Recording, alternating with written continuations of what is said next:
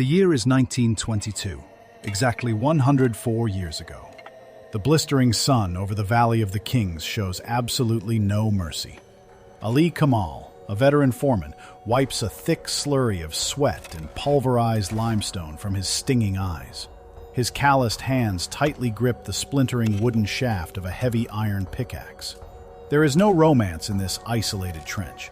There is only the choking dirt, the blistering heat, and the rhythmic thud of dull metal striking ancient bedrock. Modern pop culture paints the pharaohs of the New Kingdom as towering demigods who rode gleaming chariots into fierce combat. But the reality, buried beneath the worn leather boots of the crew, is far more tragic. The boy king they are desperately looking for was no warrior. He was a frail teenager who likely died in agonizing pain, unable to walk without the daily aid of a wooden cane.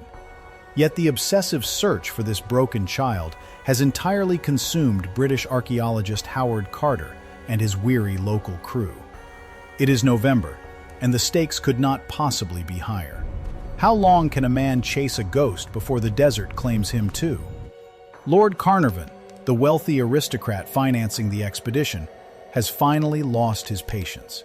The funds are rapidly drying up. Carnarvon has delivered a chilling ultimatum, declaring this their final season. After years of manually moving thousands of tons of barren rock, the valley has yielded nothing but empty promises, looted chambers, and shattered pottery. The morale of the men is evaporating under the crushing weight of the Egyptian sun. Today, Ali directs his local crew to clear a forgotten cluster of ancient stone huts. These miserable structures were originally built by the tomb builders of Ramesses VI over 3,000 years ago. The physical labor is agonizingly slow. Every single stone must be manually recorded and lifted. The suffocating earth beneath it is then sifted entirely by hand. The fine white dust acts like a living, malicious entity. It coats their dry throats and turns their sweat into a gritty, abrasive paste. They are completely out of time, out of money, and digging blindly. Many esteemed European experts claim this specific trench is utterly devoid of history. Ali watches the exhausted local boys haul another heavy palm basket of sharp limestone chips up the steep, crumbling slope. The rhythm of the work is a grim, exhausting march against the inevitable end of the expedition. Will the barren earth finally surrender its hidden secrets? Or will the frail boy king remain swallowed by the unforgiving sands forever? Howard Carter refuses to simply skim the surface of the valley. His excavation strategy is methodical to the point of absolute madness. He demands that Ali and his men dig down to the absolute bedrock, stripping away millennia of compressed geological time. There are no diesel engines or ground radars to ease their burden. There is only a grueling, repetitive symphony of brute human force. The rhythmic thud of crude iron picks and the scraping of heavy hoes echo endlessly off the steep canyon walls. Ali orchestrates this fragile chain of human endurance with practiced precision. He watches the young local boys, hardened by the desert, carry away the pulverized earth. They form an endless human conveyor belt, balancing woven palm baskets filled with sharp limestone chips on their weary shoulders. The logistics of survival in this desolate gorge are entirely unforgiving. Fresh water must be hauled in on the backs of donkeys from the distant Nile, miles away from the suffocating trench. The relentless Egyptian sun beats down on the workers like a physical weight, evaporating their supply and their morale in equal measure. How many useless rocks must a man move before his spirit finally breaks? Every single hour is a profound test of human sanity. Ali knows the men are on the verge of dropping their tools and walking away. The profound monotony of tearing apart barren earth offers no reward, only torn blisters and aching muscles. The wealthy financiers in London cannot comprehend the agonizing reality of this isolated desert trench. The expedition is hanging by a single thread. But then, the grinding rhythm of the trench suddenly shatters. On the sweltering morning of November 4th, A young water boy loses his footing in the loose dirt. He is tasked with bringing heavy clay jars to the parched crew, but he stumbles hard.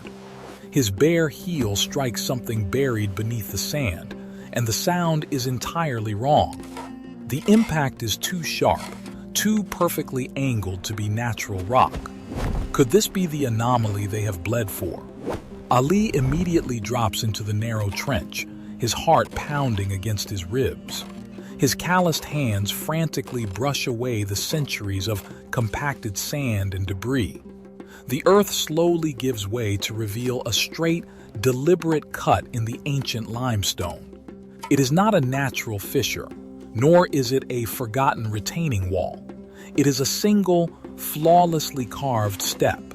The edge is remarkably crisp, protected by the dry desert earth for over 3,000 years. The stone surface plunges directly downward into the absolute dark. What exactly waits at the bottom of this hidden staircase? The discovery of that single limestone step sends an electric shock through the exhausted camp. But for Ali, the true physical ordeal has only just begun. Uncovering a sunken staircase in the crumbling floor of the valley is an absolute logistical nightmare. The narrow trench acts as a deadly funnel for the shifting desert sands. Every heavy basket of debris they remove threatens to trigger a suffocating avalanche.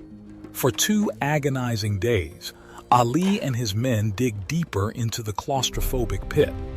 They painstakingly uncover 16 steep stairs plunging directly into the solid bedrock. At the bottom of this dark shaft, they are finally confronted by a heavy, mud-plastered doorway. A flickering kerosene lantern close to the rough surface. The yellow glow illuminates a chilling sight. The unbroken clay seal of the ancient necropolis guards is perfectly intact. A crouching jackal hovers over 9 bound captives pressed into the dried mud. It is the undeniable signature of an untouched royal tomb. What exactly waits behind that heavy wall?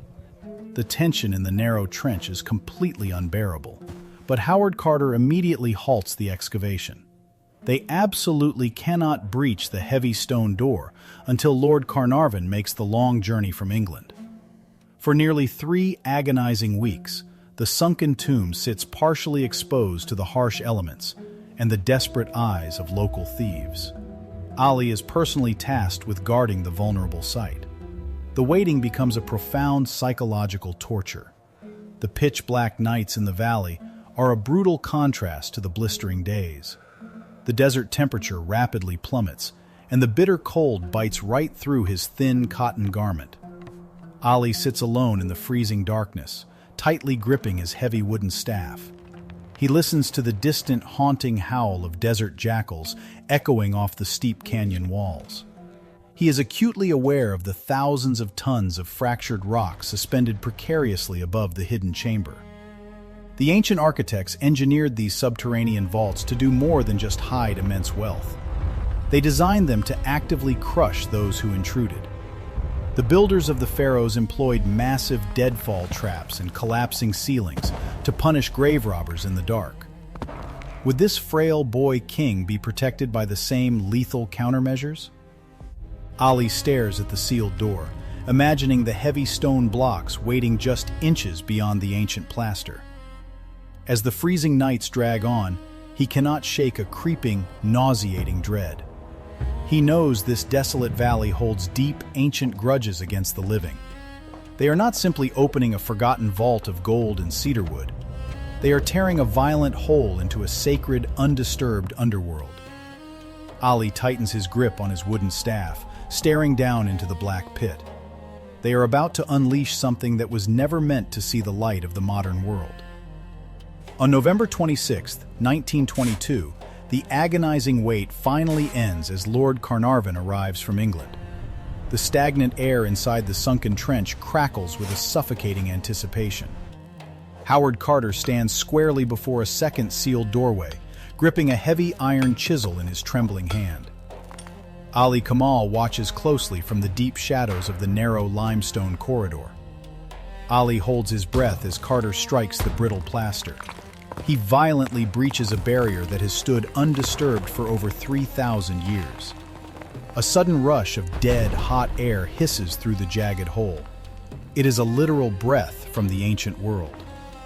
The draft carries the heavy stench of dry rot and decaying cedar wood. Carter slowly inserts a flickering candle into the suffocating darkness. He is testing for deadly pockets of ancient gas. Carnarvon nervously shifts his weight in the narrow passage. He asks if the archaeologist can see anything. Carter delivers a breathless reply that echoes faintly in the confined space. He whispers that he sees wonderful things. But the reality of this monumental triumph is far grittier than the polished myth. The world outside the isolated Egyptian valley is still bleeding from the catastrophic devastation of the First World War. Global society is entirely desperate for a miracle. They crave a glamorous distraction. They need a pristine story of untarnished gold to wash away the mud and ruin of the European trenches. The global media frenzy is instantaneous. Telegraph wires quickly transform this barren, desolate trench into the absolute epicenter of the world.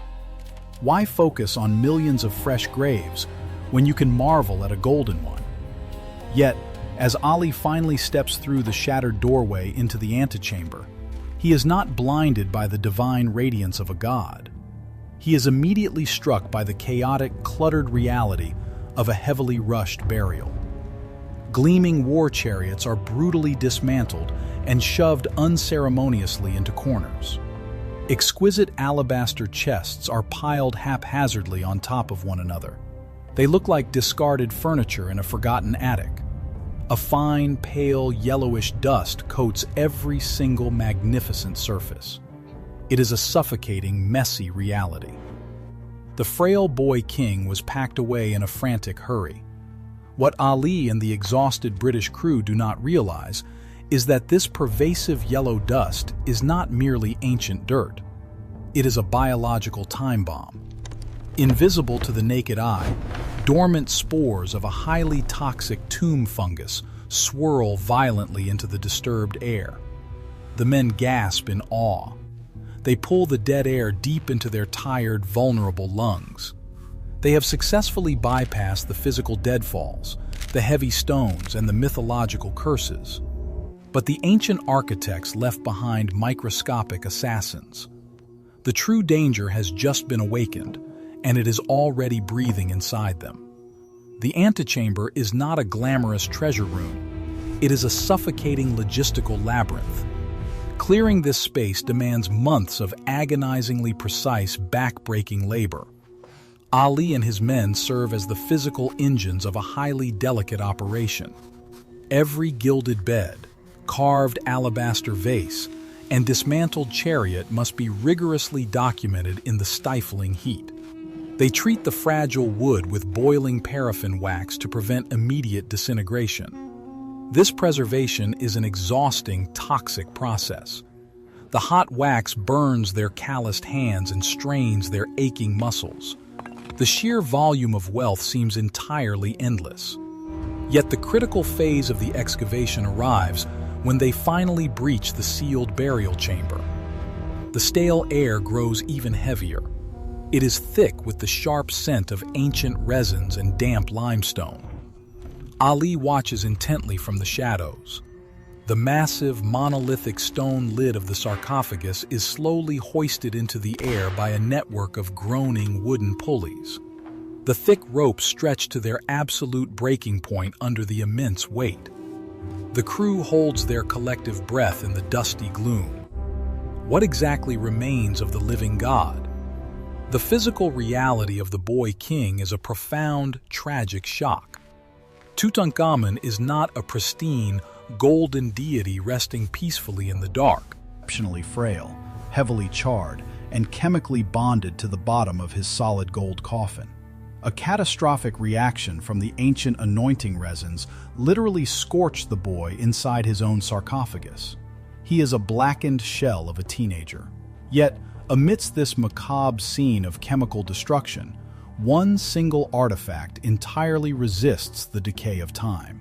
Tucked closely to the right thigh of the fragile mummy is a dagger of breathtaking craftsmanship. The weapon is not made of bronze or gold. It is an iron blade, and it remains flawlessly pristine. Terrestrial iron from 3,000 years ago should be nothing but rusted red dust. How is this blade still gleaming in the lantern light? The answer lies far beyond the suffocating walls of the valley. 104 years ago, Carter and Ali could only marvel at the unrusted metal. Modern science would later reveal an impossible truth. Researchers proved the blade contains 11% nickel and high traces of cobalt. It was not mined from the earth. It was forged from a fallen meteorite. As Ali stares down at the gleaming weapon, a deep silence washes over the heavy chamber. The ancient Egyptians possessed the legendary iron of the sky. The priests understood this boy was physically broken. They knew he was too weak to survive the perilous journey through the underworld alone. So they armed the crippled Pharaoh with the literal stars. It was a celestial weapon. The blade was forged from the cold void of space. It was specifically meant to protect a fragile child who could not even walk on his own. Behind the blinding, polished glare of the golden death mask lies a deeply obscure reality. As Ali Kamal hoists another heavy cedar chest onto his bruised shoulders, he notices a bizarre anomaly among the glittering spoils. It is not more gold or precious stones. It is a massive collection of wooden walking sticks. There are exactly 130 of them, intricately carved from ebony and ivory. Ali runs his calloused thumb over the handles in the dim lantern light. They are not pristine ceremonial props meant for royal display. The grips are heavily worn, smoothed down by years of desperate, sweaty friction. This staggering collection of canes presents a profound contradiction to the divine mythology of the ancient pharaohs. Why would a living god need a daily crutch? The chilling answer remained entirely buried for nearly 9 decades. Exactly 16 years before our current day, a landmark biological study unlocked the grim truth. Modern geneticists extracted ancient DNA from the blackened, brittle bones Ali once gazed upon in the burial chamber. The results were absolutely catastrophic. The boy king was the ultimate victim of his own sacred, isolated bloodline. His parents were brother and sister. This was a deliberate, incestuous pairing meant to keep the royal lineage purely divine. It doomed him instead. Genetic rot manifested in a cleft palate and a severe, agonizing club foot. The bones in his left foot were actively deteriorating inside his flesh, ravaged by a rare condition known as Kohler's disease. Every single step was pure agony. He did not charge into glorious combat on the heavy gilded chariots Ali meticulously carried up the crumbling limestone stairs. The golden boy could barely stand. The ancient DNA also revealed multiple brutal bouts of the deadliest strain of malaria known to human history. Parasites bred in the stagnant Nile waters relentlessly attacked his heavily compromised immune system. He was a perpetually sickly, feverish teenager, shivering in the dark corners of towering mud brick palaces. His death was not a heroic sacrifice on a chaotic battlefield. It was likely the sudden result of a severe leg fracture that his frail, malaria-ravaged body simply could not survive. A rapid, lethal infection quickly overwhelmed his entirely broken frame. The 130 worn canes were his agonizing daily reality. They were the essential tools of a teenager living in constant, inescapable pain. Ali stares at the pile of wooden canes stacked in the suffocating trench. He realizes he is not standing in a monument of absolute imperial power. He is standing inside a gilded hospital room. The brutal Egyptian winter fades into the sweltering spring of 1923. Exactly 103 years ago. The intoxicating euphoria of the discovery has evaporated from the suffocating trench. For Ali Kamal and his exhausted crew, a heavy psychological cloud settles over the dusty camp. Emptying a royal tomb is a staggering logistical nightmare. Heavy wooden crates are meticulously constructed in the blistering desert heat. Armed guards nervously patrol the jagged canyon rims. Every fragile artifact requires relentless, paranoid packing. But the true threat hovering over the valley is entirely invisible.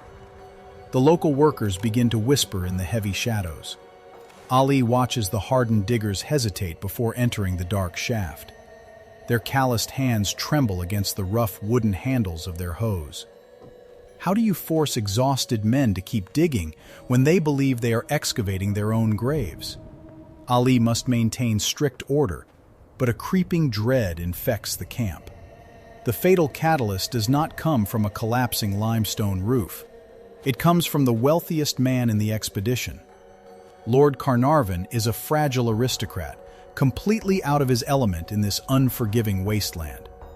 His physical constitution was already shattered by a severe car accident years prior.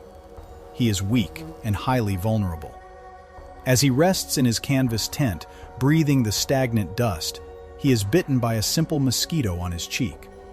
Carnarvon stands before a mirror and accidentally cuts the swollen bite with his sharp shaving razor. The open wound quickly becomes infected with a severe bacterial skin condition. A chilling detail sends a violent shockwave of panic through the local crew. The infected bite sits on the exact same spot where a distinct physical blemish mars the golden death mask of the boy king. What ancient trap could possibly be more precise? Carnarvon rapidly deteriorates, consumed by a raging fever. No doctor in the region can break the intense heat of his illness. The terrifying news spreads through the camp rapidly. The physical preparation for emptying the antechamber grinds to an absolute halt. The local diggers drop their heavy palm baskets in sheer terror. The global media immediately amplifies the myth of a curse. Ali watches silently as the delirious aristocrat is hurriedly rushed out of the isolated valley.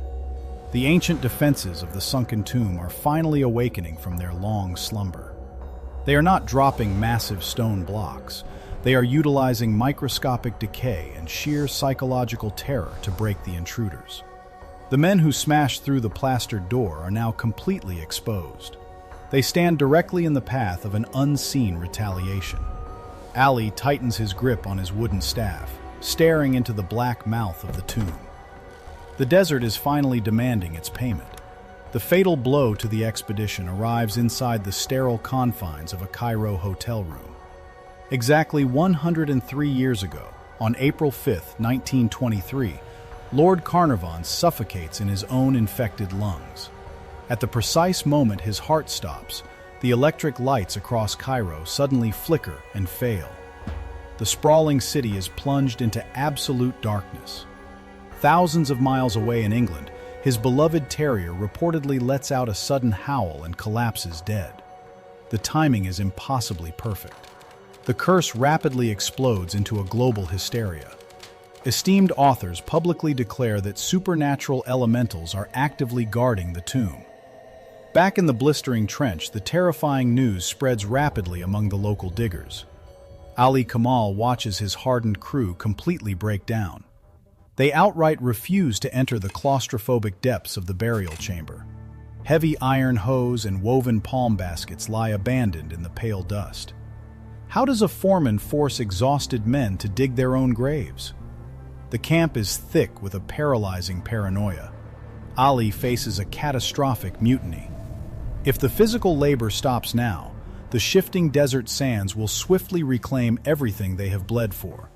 He must navigate this severe psychological crisis the only way a veteran foreman knows how. He must step directly into the nightmare. Ali grabs a flickering kerosene lantern and walks to the front of the frozen crowd. Without a word, he slowly descends the steep limestone stairs alone. He steps past the shattered doorway and inhales the damp, mold-scented air. He stands silently in the suffocating dark, waiting for the ancient wrath to strike him down. He does not die. The heavy silence of the subterranean vault remains unbroken. Ali emerges from the shadows and signals for the exhausted crew to return to their stations. The grueling work must go on. Yet the true killer lurking in the shadows is not a magical hex. It is the lethal intersection of biology, and time.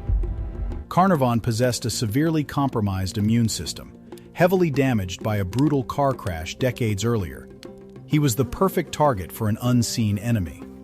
While an infected mosquito bite delivered fatal bacteria to his cheek, modern science points to a far more insidious assassin: the toxic yellow mold. Microscopic spores of a deadly fungus had been silently growing inside the sealed tomb for over 3 millennia. When the archaeologists breached the heavy door, the sudden rush of hot air disturbed these dormant spores. For an already frail aristocrat, inhaling this unventilated dust was an absolute biological death sentence. The microscopic fungus aggressively colonized his vulnerable lungs, triggering a catastrophic respiratory failure. The ancient architects did not need heavy falling boulders or poisoned darts. They weaponized the stagnant air itself. The ultimate test for Ali is surviving the microscopic assassins that have flawlessly guarded the boy king for 3,000 years. The dust of the global media frenzy eventually settles over the Valley of the Kings. But for Ali Kamal and his remaining local crew, the physical ordeal is far from over. With Lord Carnarvon dead, the suffocating burden falls entirely onto a deeply isolated Howard Carter. The intoxicating magic of the discovery evaporates. It is quickly replaced by the crushing reality of endless manual labor. It takes an agonizing 10 years to completely empty the claustrophobic chambers. Ali physically hauls the heavy remnants of a fallen empire up those jagged limestone stairs. Exactly 5,398 priceless artifacts must be meticulously catalogued. They are desperately packed into heavy wooden crates. The psychological toll on Carter is profound. The narrow trench becomes a paranoid psychological prison. Carter fiercely battles the Egyptian government over access and strict ownership rights. He is no longer fighting the shifting sands, but the very political machine he helped unearth. The physical removal of the massive hoard becomes a staggering logistical operation. Heavy crates are loaded onto guarded steamships. They are sent slowly down the winding Nile to the distant Cairo Museum. Ali silently watches the final wooden boxes depart the dusty camp. The desolate canyon is ruthlessly stripped of its last great secret. What exactly remains when the gold is finally gone? There is only the absolute silence of an empty graveyard. As the chaotic camp is dismantled, the true historical fallout of the monumental excavation is finally laid bare. The staggering discovery did not just yield mountains of alabaster and gleaming chariots. It exposed the sudden tragic collapse of a royal dynasty. The crippled boy king did not leave behind a thriving, unmatched empire. He left behind a catastrophic vacuum of power. The sacred bloodline was entirely shattered by a quiet, unseen tragedy hidden deep inside the burial vault. The most heartbreaking discovery in the tomb was not forged from meteorite iron or solid gold. It was entirely biological. Hidden in the dark corners of the treasury were 2 tiny, intricately carved wooden coffins. Inside lay the mummified remains of 2 stillborn daughters. They were the tragic, final victims of an incestuous family tree that could no longer sustain itself. This profound biological failure sparked a ruthless political struggle in the ancient capital. Dying without a living heir plunged the Egyptian court into absolute chaos. Ambitious successors quickly usurped his crumbling throne. They systematically chipped his name off every stone monument, actively erasing the frail teenager from human history. Unearthing his sunken tomb resurrected his ghost, revealing the devastating cost of absolute power. Today, exactly 104 years after Ali Kamal breached that plastered door, the echoes of the boy king remain. The barren limestone trench in the isolated Egyptian valley is entirely empty. The local laborers who strained in the suffocating dirt are long gone. Yet the frail teenager, whose name was actively obliterated from ancient monuments, is now the most famous pharaoh in human history. The priceless artifacts that Ali hauled out on his bruised shoulders now command the absolute awe of millions. They sit under blinding modern lights in sterile glass cases in Cairo. The massive crowds stare endlessly at the gleaming war chariots and polished alabaster jars. But they rarely notice the 130 worn wooden canes. The blinding gold perfectly hides the daily agony of a crippled child. Yet, the true marvel of this grueling excavation lies entirely in the microscopic world. What exactly happens when an ancient trap is dragged into the modern light? In a stunning twist of biological fate, the lethal tomb curse has been completely inverted. The toxic yellow fungus, blamed for the agonizing deaths of early explorers, did not simply vanish. The microscopic assassin was successfully captured and studied. Just last year, in 2025, medical researchers isolated a new class of molecules derived directly from this deadly mold. They officially named these ancient compounds asparagomycins. When scientists introduced them to human leukemia cells, the clinical results were absolutely staggering. The molecules violently halt the uncontrolled division of the cancer, entirely sparing healthy tissue.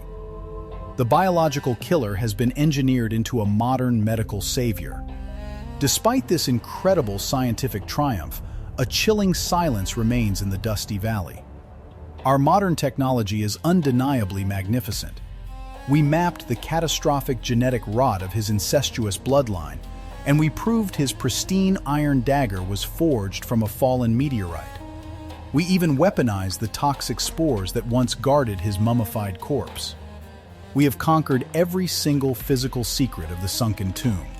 But we absolutely cannot undo the profound tragedy of his short, painful life. We ruthlessly stripped the boy king of his heavy gold, his celestial weapons, and his ancient curses. We left his fractured bones with nothing but the freezing dark. The magnificent golden death mask still smiles its serene, eternal smile. It perfectly hides the deeply vulnerable face of a boy broken by sacred blood.